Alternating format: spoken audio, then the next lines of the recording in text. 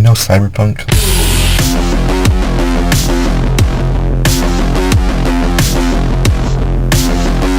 What if it was an anime?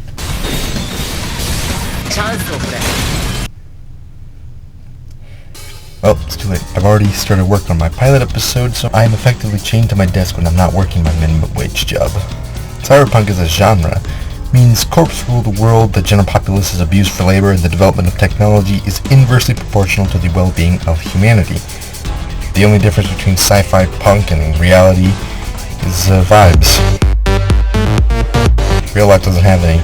I decided to take a crack at this concept of storytelling, so without an ounce of shame I still concentrate on various different stories like the crackhead-populated, overstimulating world of Cyberpunk 2077, the feed from the creepypasta Mother Horse Eyes, which I'm sure everyone will know the reference, and a 9-level layered hellscape from Dante's Divine Comedy. Because after reading that book, I can't write story concepts without using that as the metaphorical flower for my metaphorical vodka-flavored red velvet cake.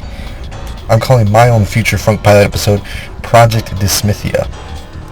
Now, the moment you start thinking, which I'm sure isn't easy for most of us, about a project this gargantuan, you realize there's a reason even studio staffed by overworked, underpaid artists can't deliver stuff worth watching 95% of the time.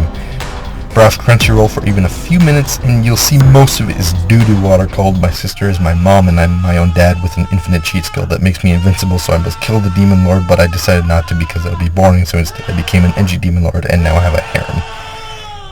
And usually it makes you question the Lord's promise to never flood the earth again. Not to worry, I have Clip Studio in two hands that can sometimes draw what vaguely resembles an attempt at an image I might have in my head. First, I sat down on my epic gaming PC and made a new Google Doc. Good use of that GPU. I wrote down all my ideas for world building I had at the time and then wrote down a shriveled husk of a plot outline for the whole story. I have an idea for a whole 12-episode hoo-ha, but I think I'd have to dedicate my soul to the devil himself to get a decent enough contract and team to produce that. I said dedicate and not sell because according to traditional Catholic theology and teaching, your soul belongs entirely to God, not you, and you can't sell something you don't own. After writing that down, I made yet another Google Doc, this time for the episode script. I had the text aligned to the center and used the legendary Courier New font to make myself feel like a professional. The script barely contains any character actions and I think one line of camera movement. It's mostly just so I can understand the pacing and of course what a character is going to say when he or she is going to say it. If I showed the script to anyone even remotely aware what screenplays look like, I would probably be tarred, feathered, beat, and then crucified in that order. Not because it is irreparably removed from what a screenplay looks like, but because it is just close enough to the actual thing to spit in the face of tradition and blaspheme everything visual storytelling stands for. For the storyboards, I whipped out the long-forgotten, much-hated, tree-destroying physical paper. Since anything done digitally holds no consequence and is therefore meaningless, I'm far too used to spamming undo until I can brainlessly create a line that I'm somewhat satisfied with. Thus, drawing physically forced my ape brain to just draw and push forward until the storyboards were done. Much of it was ugly and none of it professional, but because I'm doing this alone, I don't need anyone to approve internal documents other than myself. I want to say that I'm doing this alone because I can't trust assistants to execute my vision to perfection how I need it, but the reality is that I have as much money as the kids making the technology I'm using to do this in the first place. I extend my eternal gratitude to those children in Southeast Asia. Once I scribbled in a little over 116 storyboard panels, it was finally time to animate this, John. Of course, I'm not even into the line art phase of animation, and at the time of recording, I'm still animating the roughs. Creative visual work is like using a pulley, where the project is the thing you're pulling up, each additional sketch is a wheel, and the time is the force needed to pull. The more sketches you do, the easier it is to transition to line art, but inversely the longer it'll take. And the longer it takes, the easier it is to let your sanity slip away. I could have jumped straight into colored animation, but I likely would have hung myself on a telephone pole before even finishing the first couple of minutes of animation due to a psychotic breakdown and a forcefully endorsed schizophrenic episode. Because I would rather finish this project than, as they say in that city, flatline, I'm animating roughs at the moment. I don't really know how professionals do this, go figure, because I feel like I might be taking too much time on specifying how I want to make movements look. But this is yet another wheel in my imaginary pulley, because if I have movements already down, It's only a matter of drawing over them later. So now we can get to more speculation about procedure rather than a yap fest about what little I've accomplished thus far.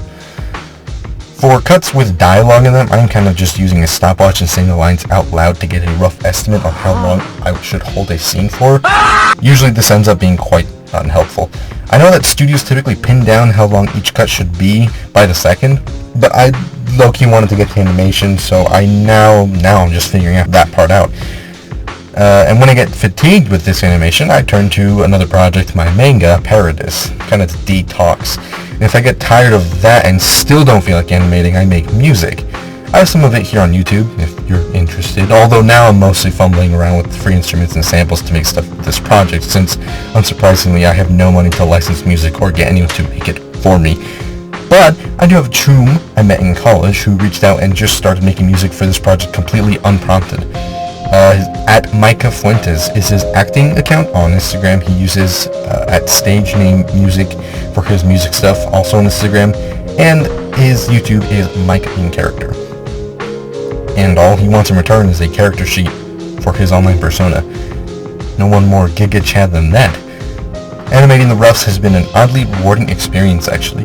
My instant gratification brain needs a reward system that calls me a good boy as often as possible, so animation is perfect for that. I make a little cut, and either I am rewarded with the stimulation of movement on my screen, or at least the dopamine from just being done with something, even if everything looks like scribbles.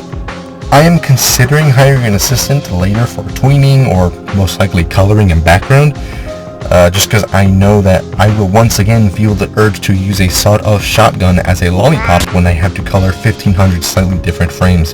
I unfortunately do not have the charisma to start a cult and have children work for free, so the option of hired help is still as high in the air as I should be to actually finish this godforsaken endeavor. Additionally, an animation software that's more intuitive than Clip Studio would probably do me good, but that's a learning curve and a half if I've ever seen one, and besides, Clip Studio is much closer to animating with paper than most other options, something that I'm still undecided as to whether or not I like. The chud in me is obnoxiously proud that I am following the footsteps of the animation forefathers and keeping it natural looking, but the creatively overworked and financially unavailable artist in me is poignantly aware that streamlining operations in any business is normal because it gets more work done and minimizes the chances idiots have at ruining projects. Luckily for me, time is only a constraint because I have successfully gaslit myself into thinking that it is, so traditional animation is not a bad method to take in my specific case. One last thing to attempt to think about is voice acting. If you couldn't tell by listening to my voice, A, I don't have a mic that is good enough for voice acting, and B, I'm not actually a voice actor. Shocker. Remember Micah? He's actually more of an actor than a musician, so I have him. There's also another fellow who reached out via the Instagram to offer his voice acting services. He goes by the name of Harnifer P, or Harnifer Perez, I believe. Great, I've got two guys interested in voice acting for me. The problem is I have absolutely no experience in handling actors for projects of this sort. But of all the things I'm skimping out on to save money, like writing, animation, marketing, and my own sanity, voice acting is the one thing I won't be able to go cheap on. And since this is the case, it is expected to be my studio's biggest expense, as it is with Hollywood movie studios and their actors, I think. So at least in spending my money, I'm fairly accurate to professional standards. Will this project be razed to the ground and fall victim to the crushing weight of oversaturation in the market and a complete absence of support? Or will it somehow succeed and squeak out an existence among many other projects exactly like it? We'll have to stay tuned, but till next time, God bless.